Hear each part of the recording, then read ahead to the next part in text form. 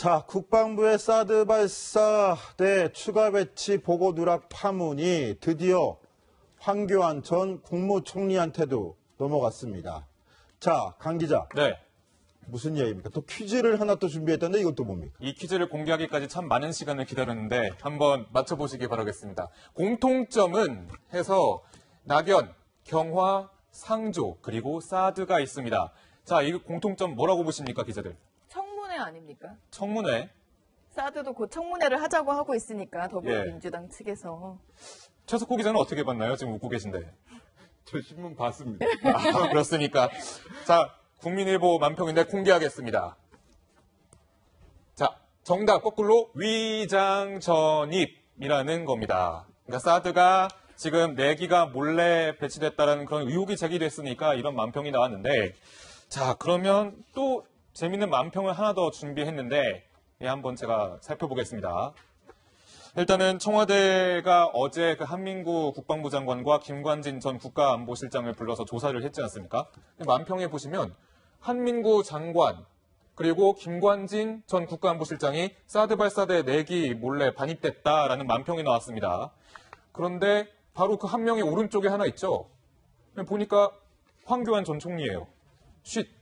그러니까 뭔가를 입 다물고 있다. 뭔가를 좀 감추고 있다. 이런 만평이라는 건데 아무래도 황교안 전 총리도 이 사드 4기 반입에 대해서 어떤 보고를 듣고 혹은 이것을 다음 정부에 의도했든 하지 않았든 이렇게 은폐를 했던 거 아닌가라는 의혹이 나오기 때문에 이런 만평이 좀 나온 것 같습니다. 저는 저 만평이 성견 지명이 있었다고 생각하는데요. 오늘 더불어민주당에서 여당인 더불어민주당에서 사드 대책위가 열렸는데 저는 깜짝 놀랐습니다. 황교안 전 국무총리 이름이 올렸어요. 저 세 사람뿐만 아니라 저기에 황교안 전 국무총리랑 지금 윤병세 외교부 장관까지 묶어가지고 청문회를 열자 이렇게 여당이 제안을 했는데 최석호 기자, 황교안 전 국무총리를 겨냥하고 나선 이유 뭡니까?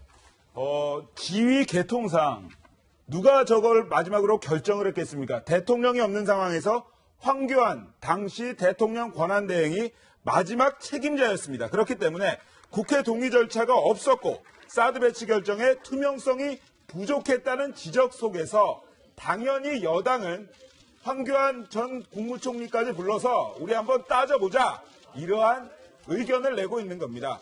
네, 황교안 전 국무총리 자 관심이 집중되고 있는데요.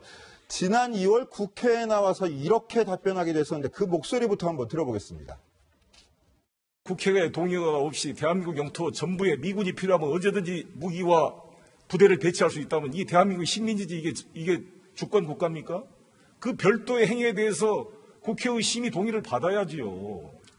만약에 아무데나 미군이 필요하면 모든 우리 국토에다 미군 부대를 설치할 수 있다는 것입니까? 그런 논리라면? 어떻게 그렇게 될 수가 있겠습니까? 아니, 우리와 그러니까 협의를 사안별로 해서 동의를 받아야 될 거 아닙니까? 협의를 해서 배치를 지역도 정하고 또 무기 체계가 무엇인지도 정하고 또 기간도 정하고 또 그렇게 하고 있는 겁니다. 자, 국회 동의 없이 미국과 협의를 통해서 진행하고 있다라는 걸 갖고 송영길 의원과 갑론을박을 벌이던 모습인데 제가 조금 전에 더불어민주당에서 오늘 아침 꼭두새벽부터 사드 대책위가 열렸다고 그랬는데 저희 강병규 기자가 사실은 현장 취재를 했습니다. 강 기자, 오늘 아침 회의 분위기는 어땠습니까?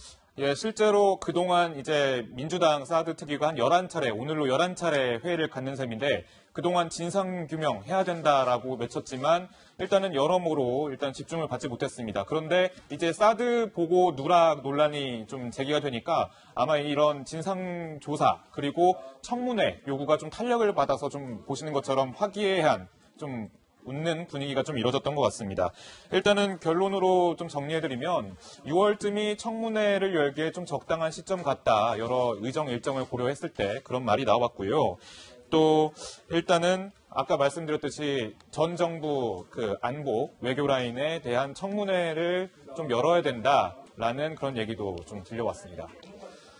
자, 문제는 이 사드 문제가 국내 문제가 아니라 4강 외교랑도 직결된 문제라는 거죠. 청와대가 국방부의 사드 배치 보고 누락을 문제 삼으면서 정상회담을 앞둔 한미 양측 간에도 이상 기류가 감지되고 있는데 이런 가운데 정의용 청와대 국가안보실장 오늘 오전 미국으로 바로 출국했습니다. 목소리 들어보시겠습니다. 어저께 저희가 외교부 경로를 통해서 미치게 보고 누락 경위에 대해서 조사하게 된 배경 이런 것을 충분히 설명을 했고 이것이 국내적인 조치고 또 한미 동맹 관계에 전혀 영향을 주지 않는다는 내용을 충분히 설명을 했습니다.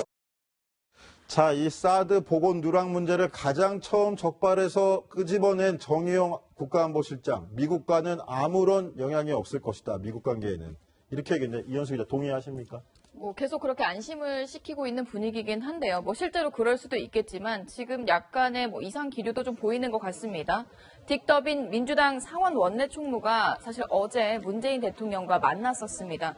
그 자리에서 나왔던 얘기는 이제 청와대가 브리핑을 했었는데요. 이 딕더빈 원내 총무가 우리 국내 언론과 인터뷰를 한 내용이 지금 논란이 되고 있습니다. 사드 배치를 원치 않으면 관련 예산을 다른 데 쓸 수도 있다. 즉 가지고 갈 수도 있다라는 의사를 밝힌 겁니다. 특히 예산 상황에서도 우리 국내적으로도 지금 상황이 어렵기 때문에 만약에 진짜 한국이 사드를 원치 않는다면 1조 300억 다른 데 쓸 수도 있겠다라고 문재인 대통령에게 말을 했다는 겁니다.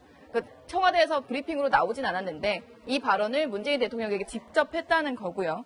그리고 사실상 어제 문재인 대통령과 40분 정도 대화를 나눴는데 이 원내 총무가 말했습니다. 내가 한국 사람이라면 이 사드 시스템을 더 원할 것 같다라고 이야기를 했습니다. 그러면서 왜 한국 국내에 이런 여론이 지배적인지 이해할 수가 없다고도 했는데요.